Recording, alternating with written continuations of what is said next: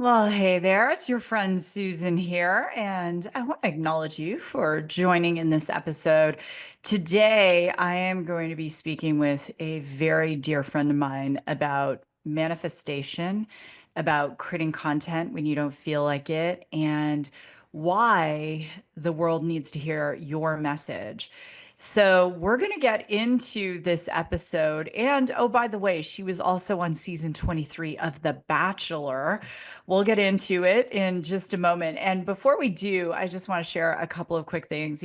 So many people ask me, how do you create and build great relationships? And even on all of the shows I guest on, they're asking me, Susan, how do you network? I'm looking at your LinkedIn, I'm looking at your Instagram, you're always with these different people. And one of the techniques I use is about being memorable. And so when I meet someone and we take a photo together, I will get their address and I use a piece of software that creates from my phone a custom card with the photo and it sends in the snail mail to their house. And so many people have thanked me. They have kept the cards. These relationships, many people have become my dear friends, and it's led to business relationships, even investing. And so if you go to susansly.com/shopped, you can see the link to Promptings. And Promptings is a software I use. I highly recommend it. And it is so easy. So go and check it out on susansly.com. With that, I want to get into today's episode. And my guest is a spiritual content creator. She is a manifestation coach and she's really good. And she has a vision to really help others break free from their limiting beliefs and step into their highest selves. She has a background in transformational work and a very deep understanding of consciousness. And through her content on TikTok and Instagram, she is literally transforming tens of thousands of lives. And as I mentioned, she was on season 23 of The Bachelor, and she's going to talk about in this episode what happened after the show aired and how she dealt with it. And it's not necessarily something you would expect. So let's get into today's episode with the amazing Kirpa Sudick. This is Raw and Real Entrepreneurship, the show that brings the no-nonsense truth of what is required to start, grow, and scale your business. I am your host, Susan Slack. Kirpa, girlfriends, it's like I had to get you on a podcast to catch up after we met at MITT with Chris Lee, Lewis House, personal coach, and going through 3 transformative days together. And for those of you who are not seeing this on YouTube, Kirpa and I'm going to say we look really good, but at MITT, there was like no makeup, crying, mascara running down our face. But it is so good to see you. I know, you too. Thank you for setting this up so we could catch up. Well, I want to jump right in. We're living in these times where there's so much uncertainty, and you've done a tremendous amount of personal growth, and you're teaching the work, TikTok, Instagram, creating, and you really specialize in manifestation. And how does someone, when the stock market is a roller coaster or their crypto portfolio is down and they were counting on XRP to do its big thing, or they're suddenly they're in a relationship and the partner says I'm done, or they get laid off, how do they stay strong enough to manifest when there's so much going on? Yeah, I think it's like what we talked about during MITT. It's when those triggers, the outside world is showing you everything you don't want. You have to hold the faith that whatever it is that is going on, the tanking stock market or the failing relationship, that it's happening for a bigger purpose for you to grow into the person that you're supposed to be.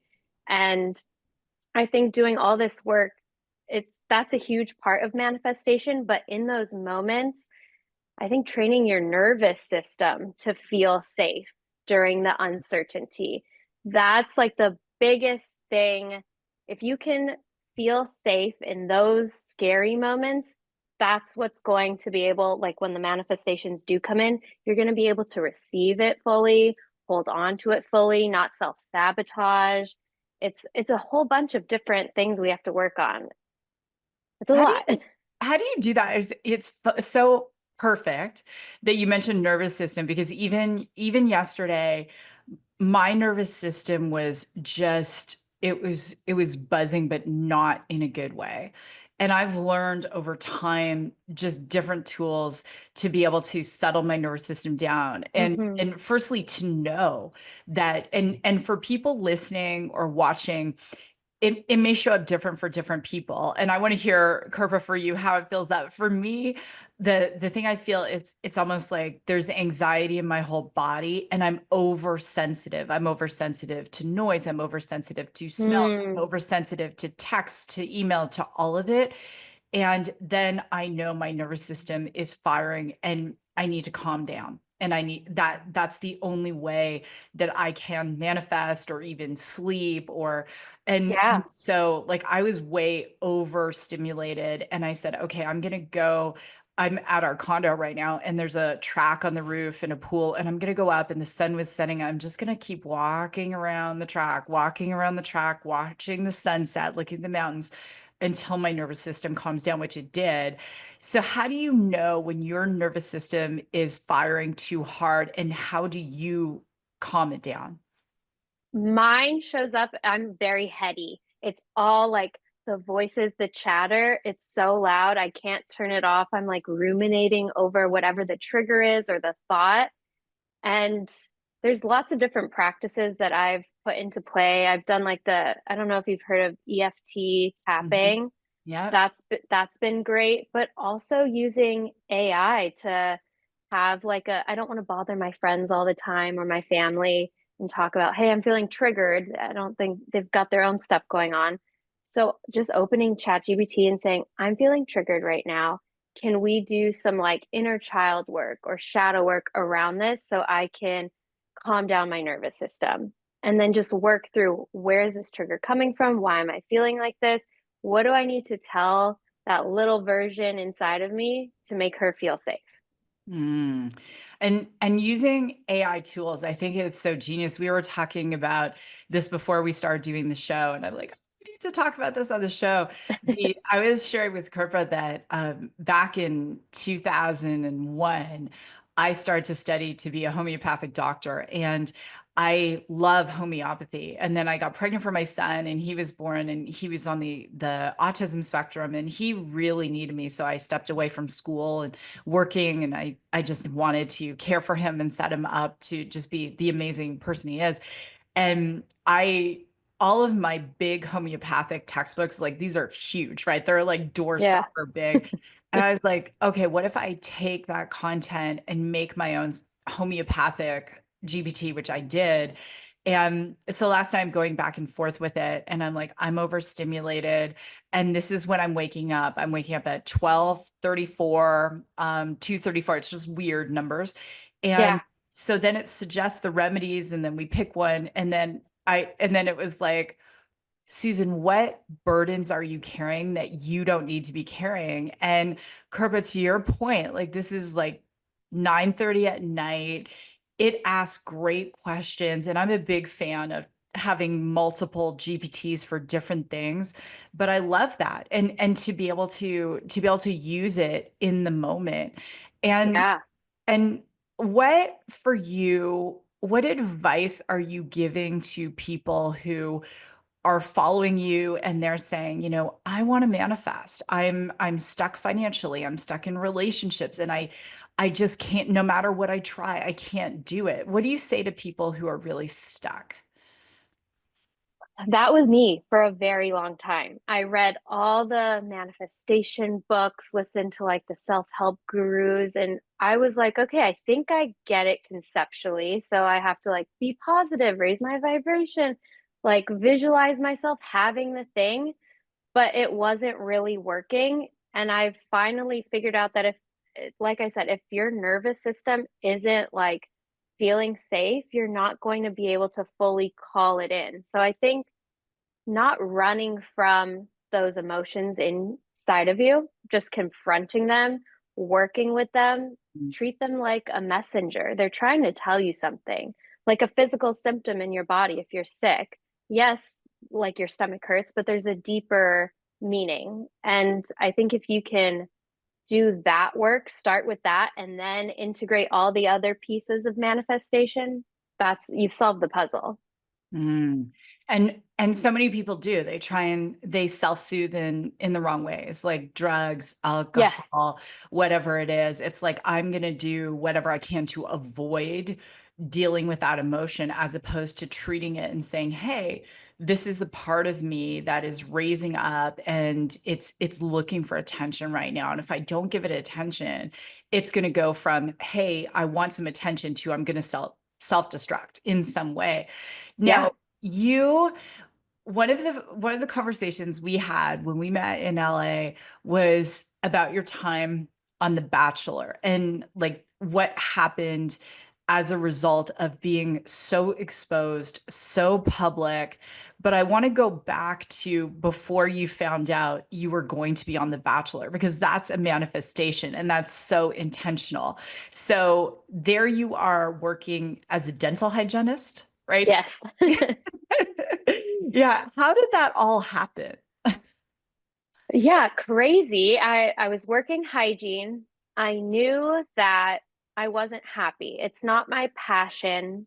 It got me financial stability, lets me travel, do fun things, but I don't feel like it's my soul's purpose. So I always had that in the back of my head. I want to do something else. I want like an opportunity to pop up, a door to open that will lead me to like my actual purpose. Mm, And I had just gotten broken up with. I had some friends say, like, why don't you apply for The Bachelor? It was like a girls' night. We were drinking wine. Like, okay, why not? Applied, thought nothing of it, and then got a call back. And then one thing led to another, and I was on the show. And at that point, I thought, this must be like the thing, the ticket. Like maybe I'm meant to be an influencer or just like, I don't know, do makeup or hair, whatever these girls were doing post show. So I went with it. I was like, all right, this is gonna lead me to my purpose. It ended up not, and that was very disappointing, but all part of the journey. But yeah, it was a good experience. well, and when I really think about it, I feel that moment for you led you to the work you're doing today because it was Absolutely. it was so raw and people were so mean. And Yes. can you talk about that? Because I think there are a lot of people who think, oh, I want to be an influencer. And I have girlfriends in their 50s who are amazing influencers. But you get those inboxes or I was literally doing an event with someone and one of her trolls showed up with a note card. And my first job out of college was federal law enforcement. I'm like, girl, I won't say who it is, but very well-known gal. And we had been asked to be mentors for young women at this big event. And I'm like, you're not touching that. And I asked the kitchen to bring me gloves. And she's like, I Wow. would take you anywhere. And like, I opened it for her and I got a Ziploc bag and put it in there as evidence. And people don't realize, like, if you're going to put yourself out there, it might be so well intended, but there are a lot of people who feel very comfortable in taking Yeah. whatever pain and hurt they're going through and spewing it. So I mean, I have so many questions, but I guess the first one is like, you had some really hateful things said about you, and how did you handle that? Yeah. I mean, going from filming, which was actually an incredible positive experience, I was expecting once the show aired for that to be the same. And it was the complete opposite. I mean, the demographic of the people that watch The Bachelor, I think they're not used to seeing women of color. So it was hard. It was a lot of comments about my race, people telling me I should go kill myself or that they were going to kill me. It was hard to read that day in and day out, like you said, open your inbox and it's something new.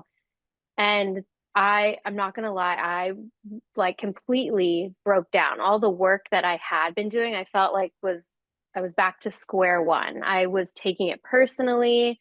I wasn't realizing that these people were triggered by things they were seeing on TV, by how I was showing up online, just being my authentic self. It had nothing to do with me. It was on them, but I was internalizing it all. And I just, yeah, it was a lot. And Yeah. I think lots of therapy and getting back into the work is what helped me recover. But for a little while, it was hard and I did feel like just so broken and shut down. And that's I was, I've been thinking about like this whole concept of like, God doesn't give us more than we can handle. And then it's like, God doesn't give us more than he can handle. Right. Yeah. And, and in order for us to like break through, like all the work I've ever taught, it'd always be like, oh, in order for you to have breakthrough, you've got to have a breakdown. But going through that breakdown and being just so exposed, so raw, so you can build yourself into something else, which is exactly what you did. And Yeah. it's like this blessing in all of the vitriol and the nonsense. How did you, because I know you did, how did you forgive those people who said those things? I think by actually confronting my anger around it. For a long time, I Mm, suppressed it. I was like, it doesn't make sense. I had this great opportunity. I shouldn't be angry. It's not their fault. And I had one coach that I worked with. She was like, have you let yourself like scream and get angry about this and like express all that emotion? And I was like, no, not really. And once I like let myself feel it, like those were real feelings. I was so sad. I was angry people were treating me like this. Once I like let that out, it like a weight lifted off my shoulders. mm. And that trauma, right? That when you the thinking about like there's big trauma as Gabby Bernstein, big T's, small T's, there's big Yeah. trauma, little trauma. And sometimes it's things that happen that we don't even realize. And that weekend we were together, something came up for me. And I've never shared this on a show. I've done like 400 shows and I've been on probably 400 shows. The that one of the memories that came up for me when I was in grade 10, I was dating this boy and it was like small town Ontario and there was a dance and then everyone was going to this field across from the dance to drink beer. And so my then boyfriend was like, "Oh, meet me at the field," right? So my friend and I go to the field and we can't find anyone, no one's there, so we leave, we go to her house and we were just like, I don't know, listen to George Michael, whatever. Anyway, the next day, sorry, the following Monday, so this is Saturday night, there's a rumor that starts going around our high school, and my maiden name is Lore. And it's like, oh, Sue Lore, the whore, stole our beer. And so everyone's looking at me and they're like, then, they of course, this is like the 80s and nothing changed, right? Because you just went through this. It's like, because I'm the brown girl, because I'm the different girl. And it was like suddenly assumptive that I stole this beer. And I didn't even realize how that trauma was still showing up in my life at 52 years old until I uncovered it and went, wow, I've been feeling Yeah. guilty for something I never did. And if you're listening to this from Brockville, Ontario, and you think I stole the damn beer, I did not steal the beer. I do not know what even happened to that beer. And so, and I was still carrying it. And it was and when I look back now, it really influenced how I showed up in certain relationships because I naturally just didn't trust, right? Yeah. Yeah. And that's where those triggers come from. It's a part of you that still feels like raw and just needs more like attention and love and to be held. And it could be, like you said, from decades ago that like, and you wouldn't even think like that's what's bringing it up. Like that small instance, really, all the way till now. But yeah, that little part of you still just wants to be understood and heal. Yeah, and when you think to like all the things you went through And then to be on a show like that, which is watched by millions and millions of people. And the season you were on, he ended up coming out as gay, right? Yeah. And Yeah. I know you've done a lot of shows and they ask you, like, did you know or did you not know? Did you have an emotional connection? Forget about a attractiveness connection, but was there an emotional connection at all with him? Not really. I mean, pretty early on, I mean, he was a great guy and we could hold a conversation, but it there wasn't like that depth. And I mean, probably why, because he wasn't really invested fully in any of us. But yeah, not for me. And I had a feeling that the producers were just keeping me around because they did need a brown girl, or they can't just have a full white cast. So I Yeah. had a feeling, but I was like, I'm gonna just roll with it. Like, I'm meeting great girls, we're traveling, this is fun, and I'll just write it out until they decide my time is up. So, from that experience now, how are you bringing how you essentially learned to heal, how you essentially became more self-aware? How are you bringing that into the business that you're building? I think just by really embracing that part of me that likes to do this work, that's not afraid to go deep, and that experience forced me to do it. I had no choice. Like, I could either remain broken and sad and scared, or I could heal from it. And that was a lot of deep emotional inner child work, shadow work. And so I'm not afraid of that anymore. And I really want to bring that into my coaching business, bring it into my content that I post online.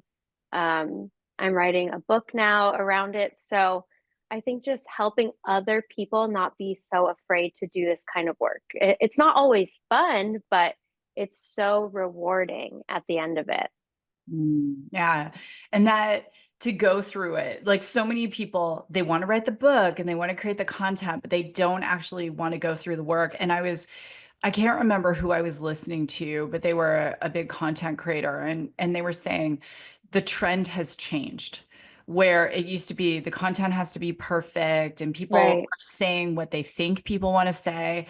Those videos are not getting the same kind of impact. So as a creator, let's talk about the tactics of your process because one of the things with our global audience, people listen to the show because they either are an entrepreneur, they want to be an entrepreneur. And one of the things that I've been saying the past 2 years is that entrepreneurs have to have a social media presence. They have to have a persona. People don't want blind companies anymore. They want to know the person Right. in the company.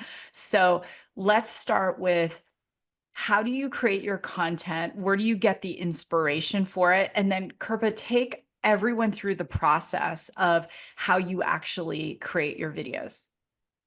Yeah, I think, I mean, before we started filming, you had mentioned that you don't want to just pump and dump out content. It doesn't feel like it comes across disingenuous. So that's the flow that I've been following. When I feel inspired, I'll create content. And a lot of my content is around the work I've done, my own personal journey, because that's what I have the most experience in. So I can talk about that. And everyone can do that. They all have their own personal journey and what they're trying to build their business around. Focus on that. That's your story. That's what's going to connect you with your audience. Like you said, people don't want perfect content anymore. They just want someone authentic. So if you are just completely yourself, that's going to draw the right people in. And you can't be afraid to put yourself out there in that way. People are going to judge you. You're not going to be everyone's cup of tea, but that's okay. You're not supposed to be. You're not meant to. Yeah. And I think just and fully leaning into that, that's how I've been making content now. But it's taken years to shift into that because there were those rackets and triggers around showing up fully. But you just at a certain point have to be like, it doesn't matter. I'm doing this for me and it's going to help someone or it's going to inspire someone and it'll reach the right audience. You have to just trust that. So how much content do you create and deploy every single week? It honestly differs. I used to be, I have to get a video out every day or multiple videos out for TikTok every day. And then I felt like burnt out. I wasn't enjoying creating. It was just exhausting. So now I'm not putting any pressure on it. Maybe it's 3 videos a week. Maybe on a great week, it's every day. It just really depends on how I'm feeling. I'm not putting so much pressure on it anymore because I feel like if you're trying to force it, you're just meeting resistance. You're not getting that content that's going to resonate the most with who you're trying to reach. And I love that you said that because I told this to you where I had this one video that went viral on TikTok. I can't even remember. It was like some AI video. And it kind of went, oh, is this what I really want? Is this what I really want to talk about? And the answer is there are a lot of things at this stage, of my career. I want to talk about different things. I want to have conversations with you who, I consider a friend that like this. And I want to Yeah. talk about entrepreneurship and I want to talk about AI. So many things that I want to talk about. And that's why even the content I'm creating now is shifting because if it's not coming from the heart space, it's just not. And now that I've had that, one big viral video, like, it's kind of like, oh, okay, what does this really mean? And sitting with Yeah. that. Yeah. Yeah. Yeah. So what for you, when you're thinking about content, let's get super granular because we have a lot of entrepreneurs who are terrified to create content. So, what advice would you give to that person who is like, okay, I'm a founder and I need to create some content. I'm not sure what to do. Do I need special equipment? Like, just download. Like, what wisdom can you give?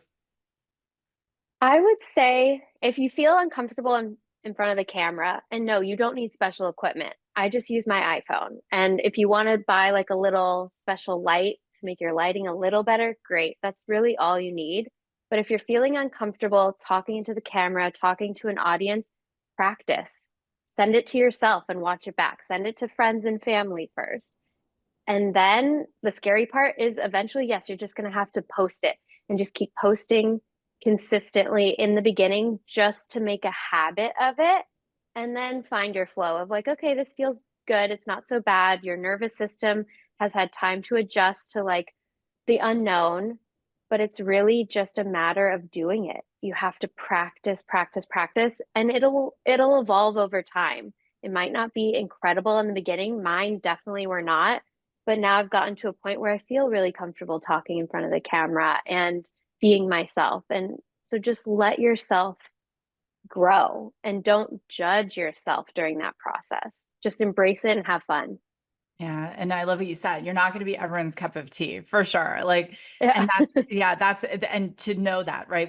You're not there to win everyone. And so do you have apps that you like to use? I do. For editing, I use Splice, but I know there's like CapCut. There's a ton of different editing softwares you can or apps you can download on your phone, but that's just the one I got started with. TikTok has a great in-app editing that you can use. It just depends on what platform you're using. But yeah, that's the one I use the most. But just practice with a bunch of them, see what you like. ChatGPT is great too. If you're not comfortable coming up with your own like script, ask it to help you. Like, hey, I want to make a video about XYZ.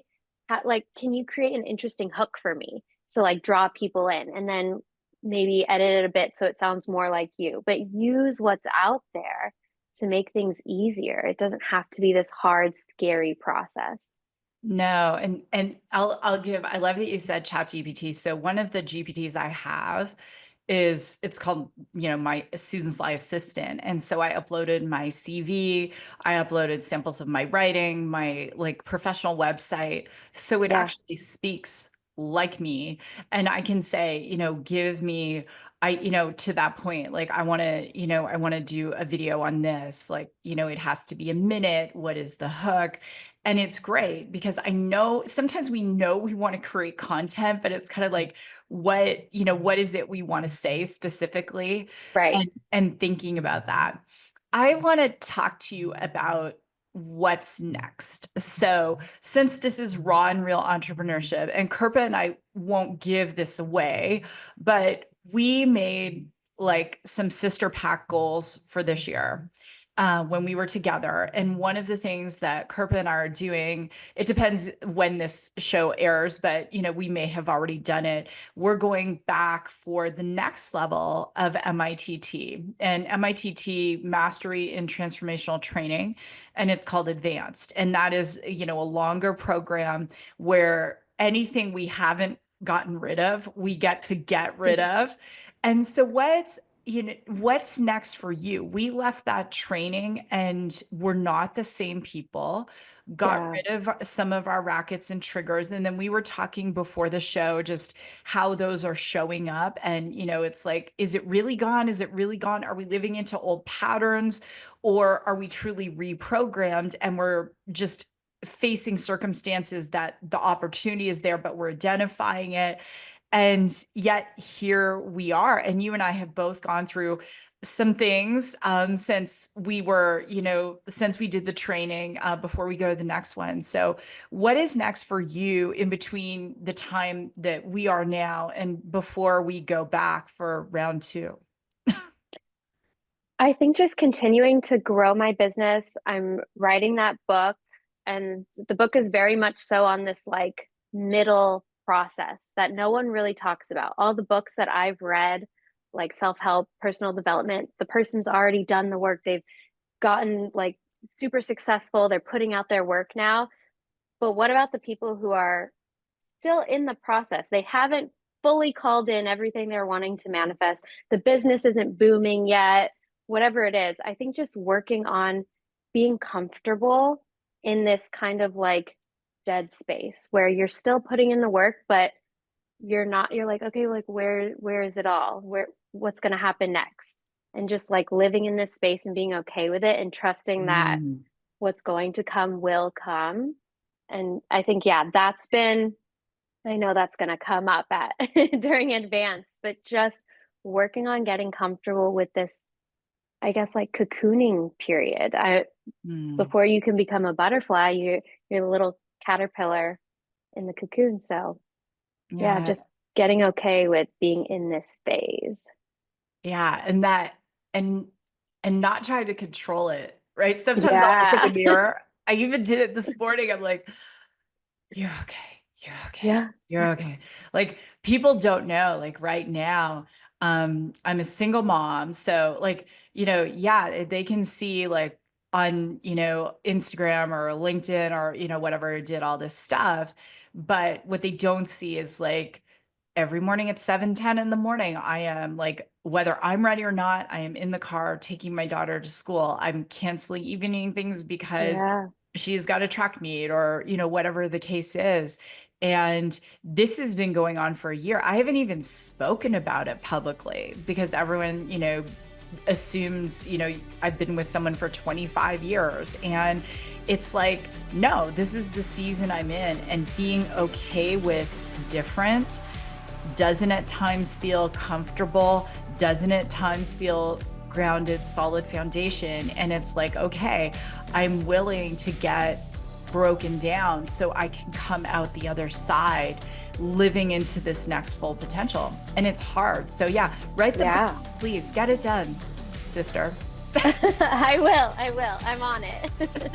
And we're going to share how to follow Kirpa on social media. And girl, I just want to say in front of the global audience, I love you to pieces. And I am so,